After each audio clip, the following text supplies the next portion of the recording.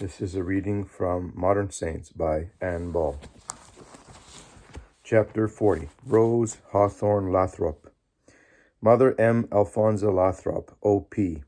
Rose Hawthorne, born 1851, died 1926 in the United States at the age of 75. When the young society matron Rose Hawthorne Lathrop heard that her friend Emma Lazarus was stricken with the dread disease cancer, she hurried to visit her. Emma, a wealthy woman, died soon afterward, surrounded by the best care money could buy. Rose wondered what happened to the poor who were afflicted with this terrible disease. She discovered that they were often shunned like lepers. Once they were diagnosed as incurable, no hospital would continue to care for them, and often their own families rejected them for fear of catching the disease themselves. The only other recourse for the cancerous poor was Blackwell's Island, New York City's latest resort for the impoverished. Rose's question, why doesn't someone do something for them, soon changed to, what can I do for them? Rose Hawthorne was born on May the 3rd, 1851, the third child of Nathaniel and Sophia Hawthorne. As a young child, she lived first in Massachusetts and then for 7 years in England, where her father served as the American consul. Brought up as a Unitarian, Rose learned many lessons in compassion and kindness from her parents. In one of his writings, her famous father stated, "If a single one of these helpless little ones is lost, the whole world is lost." Rose's later work was in the service of some of God's most abandoned little ones. On a trip to Rome after her family's return from England, Rose was walking one day in the gardens of the Vatican. Bumping into a stately priest, she realized to her surprise and horror that it was Pope Pius IX. As her stricken mother rushed forward to apologize, the Holy Father smilingly patted the little girl's red curls and gave her his blessing. Rose never forgot this incident, and one of her childhood treasures was a tiny medal bearing the Pope's image. The family returned to the United States and settled in Concord, Massachusetts. Here, Rose's father died when she was 13. At 14, she entered a school for the first time. Previously, she and her sister had studied at home, concentrating on painting, music, and the study of classic literature. In 1866, the family moved to Germany. Here, Rose met a handsome young man who aspired to be a writer. George Lathrop was the son of a New York physician, and he and Rose soon fell in love. Both families moved to England, and there Rose's mother died.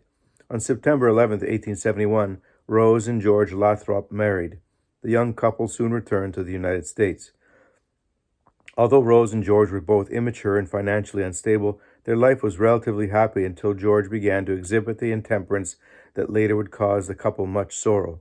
George's literary talent was soon recognized, and he obtained a position as staff critic of the Atlantic Monthly.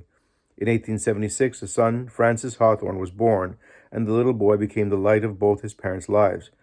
Unfortunately, he was stricken with diphtheria when he was 4.5, and in spite of excellent medical care, he died. The heartbroken parents moved to New York, where George's drinking problem worsened. The couple attempted several times and with several moves to make a fresh start to their marriage. In New London, Connecticut, they began to study the Catholic religion, and both were received into the church in 1891, almost 20 years after their marriage. The Lathrops soon became associated with many Catholic activities in more than one city. Rose's deep spirituality found an outlet in religious services and practices, and in small attempts at aiding those in need of charity. Her spiritual director cautioned her not to let her religious duties interfere with her duties as a Christian wife. Her diary of the time reveals that George held a very high place in her concern and affections. Unfortunately, George's drinking grew worse and even dangerous. Life with him became so unbearable that in 1893 Rose applied to the diocesan authorities for permission to leave him, and the request for the separation was granted. Although she never resumed her life with George, notations in her diary show that her love and her prayers stayed with him long after his death. George's constant drinking led to his death in 1898 at the age of 46. Rose had been called to his side at Roosevelt Hospital in New York, but he died before she arrived. She knelt beside his body and offered her prayers that our Lord would continue to care for him. When Rose left to George, she had no definite plans for her future, but she did feel called to devote herself to God in some charitable work. After hearing the description given by a priest friend of the death of a poor young woman on Blackwell's Island, she determined to search out and care for cancer patients who were destitute.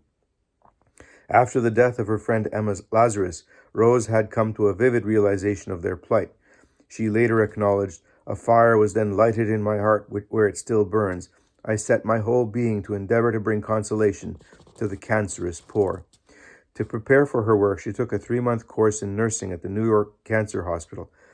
Thinking that the attractive society matron would not last through the first morning, much less the entire course, her instructor began by having Rose watch her change the bandages on the tumorous face of one of the worst afflicted patients.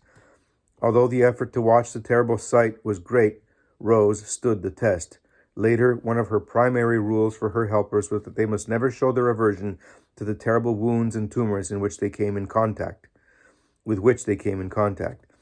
At the age of 44, Rose rented a small flat on the Lower East Side of New York City and began the work she would continue for the rest of her life. She instinctively knew that if she were to work effectively among the poor, she would have to live among them. She began to seek out and nurse the cancerous poor in their homes, and soon she took in the first of those who had no other place to go. Soon her tiny rented home was too small, and she was forced to move to larger quarters. Seeing the abundance of the misery caused by cancer in this area of the city alone, she prayed earnestly for help in her work. In 1897, a young art student from an excellent family, Alice Huber, came to join her. Together, the two women continued their charity, constantly besieging heaven for more help. In time, more help came. To enlist the aid of the public, Rose began writing articles for newspapers, telling of the problem of the cancerous poor and soliciting bedding, bandages, and financial aid. From the beginning, she determined that she and her followers would accept no pay from or through contacts of their patients. She expressed the fear that if they did so, they would wind up caring for those who could afford aid and neglecting the poor they originally intended to serve. To this day, her sisters maintain this policy, depending on the aid and assistance of their benefactors to provide them with the means to carry on their work. After George Lathrop's death, Rose and Alice decided to adopt some form of religious life. They even came up with a name, the Daughters of the Puritans, and in spite of Rose's initial reluctance, made a distinctive costume patterned after the early pilgrim's dress. In this somewhat strange attire, they called on the Archbishop of New York to ask permission to wear this mode of dress and to consider themselves a religious work. At this first visit, the Archbishop spoke sharply to the women, finally advising them to join with a widow who was planning to open a charitable establishment nearby. Although Rose and Alice followed this advice, nothing came of it, for they found that the widow's aims were not at all like their own. In a subsequent interview, the Archbishop allowed them to wear their semi-religious habit and advised them to affiliate themselves with an established religious order. The Servants of Relief emerged as a more suitable name, and the Archbishop recognized in the two servants a true dedication. He later publicly acknowledged and approved their work, and in the years to come was to provide much aid and encouragement to them. During the following year, when the widow he had advised them to join requested that he stop the work of Rose and Alice, the Archbishop said, "If it is not God's work, it will fail. If it is his work, no one can destroy it." In the first years, many hardships befell these two women whose early lives had been so sheltered. Rose found prayer to be a powerful support and one which never failed. In spite of the hardships, she and Alice persevered in their daily work in the tenement world. In 1899, after using the newspapers to bombard the public with pleas for help, Rose was able to make a substantial payment on a house on Cherry Street. She and Alice became the Servants of Relief for incurable cancer. Following the advice of Father Clement Fuente, OP, Rose and Alice became Dominican tertiaries. Rose became Sister Mary Alfonsa, while Alice took the name Sister Mary Rose. In 1900, they called on Archbishop Corrigan again, and to their joy, he gave them permission to wear the Dominican habit. As more patients came to be cared for, more workers came to join the two sisters in their work. The Cherry Street home and a small flat across the street for male patients were soon outgrown. One morning, on her way to a sick patient, Sister Alfonso was stopped by a little girl who asked that she come and see her father. The child expressed a belief that he was dying. When Sister Alfonso reached his room, she realized that indeed he did not have much time left, for a sudden hemorrhage had occurred. He died before the doctor could reach him. This incident made her realize that a home was needed where patients could receive constant care. It would have to be large enough for men as well as women. As usual, Sister Alfonso had recourse to prayer. Her prayers were answered when a group of French Dominican priests who were returning to their homeland offered to sell her a large house, a former hotel, which they had been using for their monastery. The property, located at Sherman Park, now called Hawthorne, stood on top of a hill which the fathers had named Rosary Hill. The house had 60 rooms, and there were 9 acres of land. Easy terms were arranged, and Sister Alfonso and 4 postulants moved in during the summer of 1901. Sister Alfonso became the superior of this group. They began with 5 women patients that same month, and soon others came to fill the empty rooms. Sister Rose remained in New York as superior of the group there.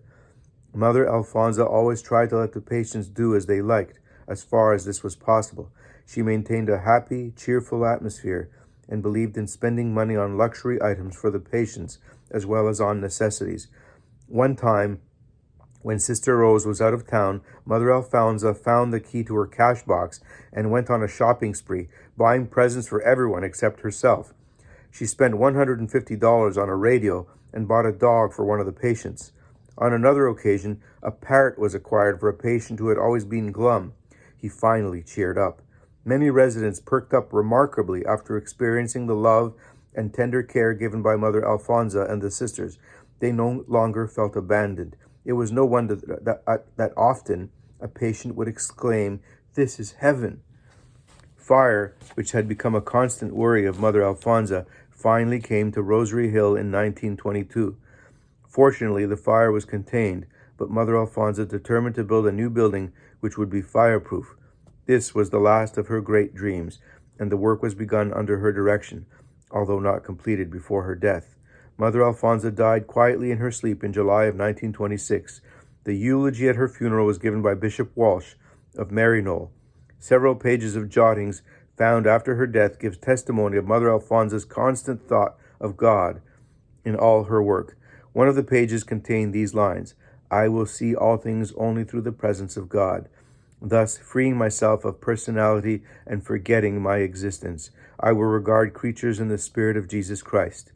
After Mother Alfonso's death, Century magazine published a letter from Matilda Chenot Nash, a Protestant lady who had visited the Cherry Street home during Mother Alfonso's life. She described the experience thus: "How she gained the strength to do what she did, I learned when she led me into a tiny oratory she had fashioned out in a dark, otherwise unusable corner of the upper hall. The hinges of my heretic knees bent easily enough to prayer when our journey of inspection ended at the foot of the little cross. She strove to comfort me, weakly overcome as I was by what I had seen, and whispered, 'If they bear patiently their sufferings here below, they will not be left long in purgatory.' Mother Alfonso's daughters, the Dominican Servants of Relief, continue her work among poor cancer patients in 6 dioceses in the United States."